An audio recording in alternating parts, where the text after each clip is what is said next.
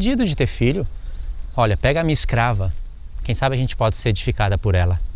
Uma egípcia, entendeu? Por isso que Deus levou em conta a incredulidade deles. Mas dessa vez, voltando agora na parte que Deus fez a promessa para Abraão, aí aconteceu o que aconteceu.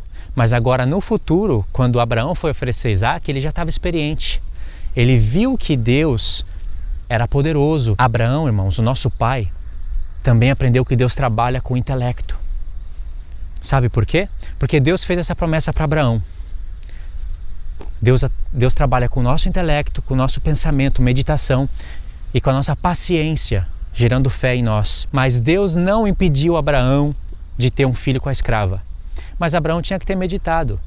Se fosse para Abraão ter um filho com a sua própria vontade, por isso que é nascido da carne, por isso que Paulo fala que é nascido da carne. Se fosse para Abraão ter um filho da sua própria vontade, aí não precisaria dele se queixar com Deus. Mas quando ele se queixou com Deus e Deus falou: Abraão, você vai ter um filho.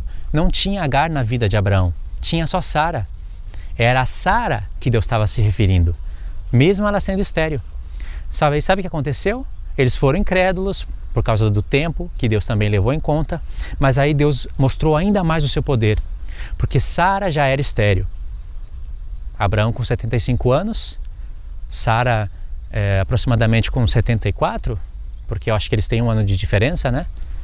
Então, ela era estéril já, mas agora se passaram 25 anos. Então, dessa vez, além de Abraão estar com o ventre amortecido, já ser velho, em idade, não podendo ter mais filho, Sara, além de ser estéril, era velha. Então, Deus mostrou ainda mais o seu poder. E é daí que viria Cristo. Pode ver que Cristo sempre vem do impossível. Rebeca também era estéril. Raquel também era estéril. Então o nosso Senhor, ele vem da linhagem da fé, da linhagem do impossível, aonde o homem não pode, mas Deus pode. Por isso tem que ser meditada a palavra de Deus. Então o que aconteceu? Deus programou tudo e falou: Abraão, oferece o teu único filho no monte que eu vou te mostrar. Deus sabia que da onde Abraão estava até chegar ao Monte Moriá, demoraria 3 dias de viagem. Porque diz a Escritura que ao terceiro dia, Abraão chegou, olhou para o monte e disse assim para o seu servo: fica aqui, eu e o menino, nós vamos subir a adorar a Deus e voltaremos. Quando Abraão disse isso, Abraão não pensou: eu acho que Deus vai mudar de ideia ali em cima. Deus vai mudar de ideia, Ele não vai falar para oferecer meu filho e eu vou voltar com meu filho de volta. Sabe por quê?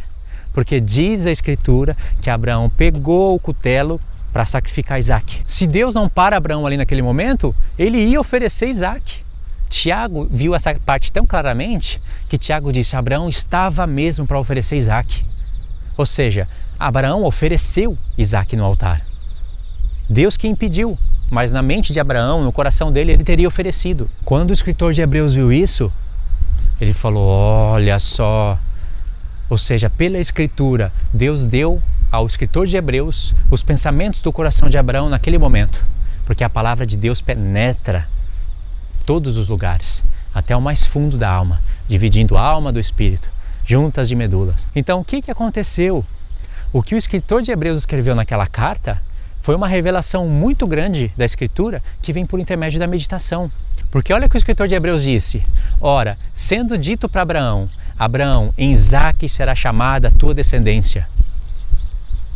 Diz que ele creu que Deus era poderoso até para ressuscitar Isaque dos mortos. Porque o escritor de Hebreus somou várias coisas aí. Primeiro, ele viu que Deus, antes de pedir para Abraão oferecer Isaque, Deus prometeu para Abraão que a descendência dele seria como as estrelas do céu. Deus prometeu. Abraão tinha que crer nisso, ou não. Se ele falasse: Senhor, não vou oferecer Isaque, isso era dúvida. Mas como Abraão ofereceu, ele quis oferecer Isaque, então no coração de Abraão passou o seguinte: eu vou oferecer o meu único filho, mas Deus vai ressuscitar ele dos mortos. E eu vou voltar com ele. Porque ele foi mesmo para sacrificar o seu filho. Entendeu? Então quando o escritor de Hebreus olhou isso, ele falou: meu Deus, olha, sendo dito para Abraão: Abraão, Isaque será chamada a tua descendência. Ele creu que Deus era poderoso até para ressuscitar Isaque dos mortos e em figura o recobrou. Porque o escritor de Hebreus viu que Deus fez uma figura ali com Abraão. Era o terceiro dia, era como se Isaac tivesse morrido no coração de Abraão, naquele mesmo dia que Deus falou: oferece Isaac a Abraão. Aquele dia, já o coração de Abraão, imagina? Por isso que Deus falou em Gênesis 15, não temas, eu sou o teu escudo. E vocês sabem que a fé está relacionada com escudo, não é? Então o escritor de Hebreus entendeu, irmãos, a revelação. Entendeu que no coração de Abraão, ali naquele terceiro dia, ele estava crendo que Deus era poderoso para ressuscitar a sua descendência dos mortos. Olha a fé de Abraão. Abraão foi justificado por quê? Porque ele fazia sacrifício pelos pecados? Não. Porque ele guardava o sábado do sétimo dia? Não. Porque ele tinha reza da Torá oral? Ele tinha aquela reza passada por tradição? Não. Deus chegou para Abraão um dia e falou: Abraão, se você guardar os meus sábados, se você fizer aqueles sacrifícios que eu mandar você fazer, você vai ser justificado, você e a tua descendência. Deus falou isso?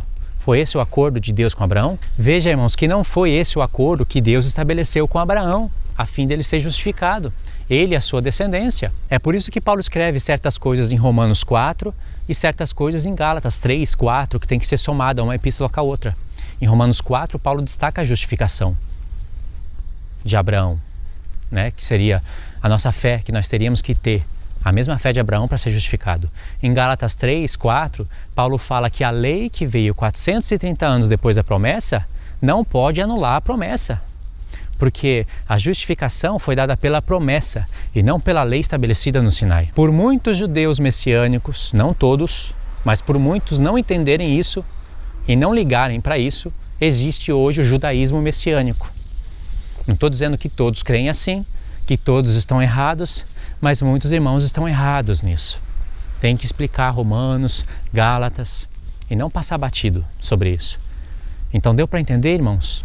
Foi assim que Abraão foi justificado, porque ele acreditou que Deus era poderoso para ressuscitar Isaac, nosso pai, a sua descendência, ao terceiro dia. Nós não somos justificados se cremos que Deus ressuscitou seu filho ao terceiro dia? Essa é a fé de Abraão. Por isso que a Escritura declara que Abraão chegou lá no monte, olhou para o monte ao terceiro dia e falou o que falou. Aquele terceiro dia não está ali de enfeite, é para a gente meditar e relacionar com a ressurreição de Cristo, do Filho de Deus, e com a justificação que estava proposta em Abraão. Paulo não fala com todos os detalhes disso em Romanos 4, mas se você meditar, você vai ver que Paulo tinha isso na mente. Ele fala: nós, os que cremos que Deus ressuscitou o seu Filho dentre os mortos. A mesma fé de Abraão. Entendeu, irmãos?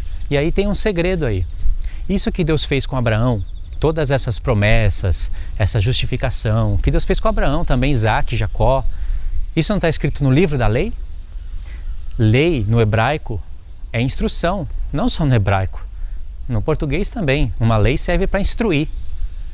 Se está escrito no livro da lei, então é lei. Esse evento com Abraão é uma porção da lei que veio e foi escrito um pouquinho antes dos eventos estabelecidos no Sinai, que também faz parte da lei. Só que o que houve no Sinai veio por incredulidade.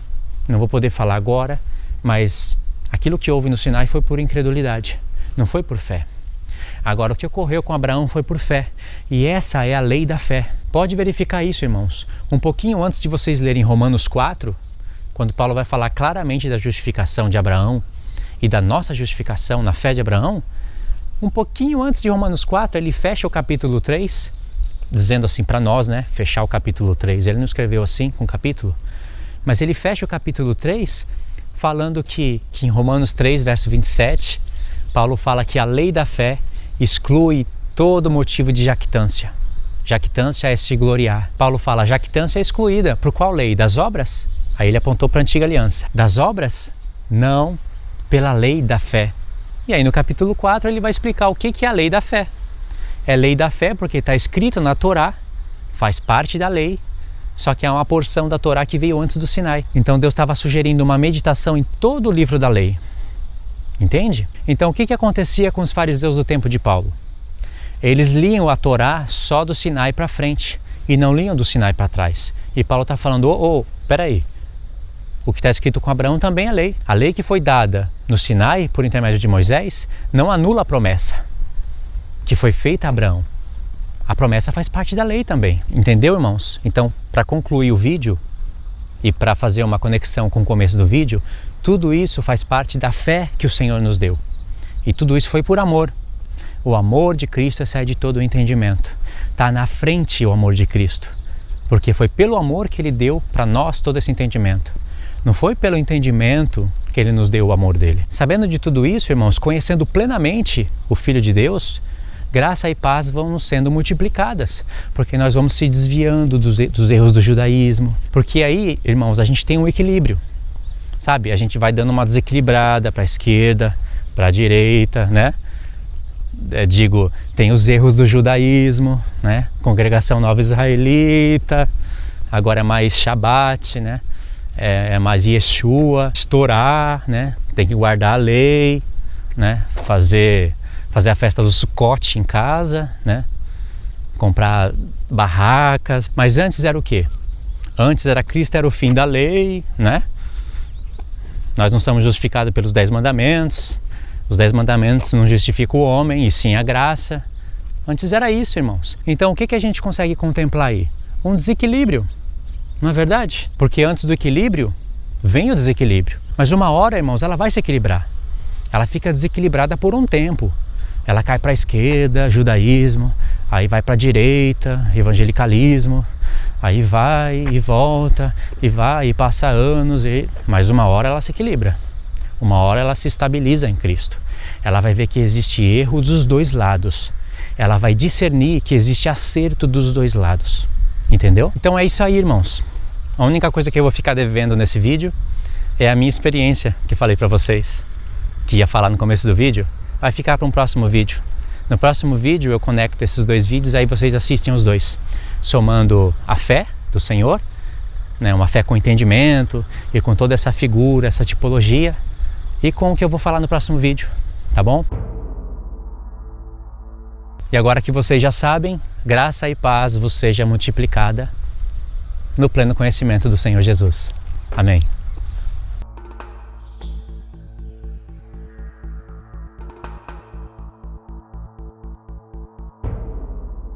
Você já faz parte desse canal? Você já está inscrito no meu canal?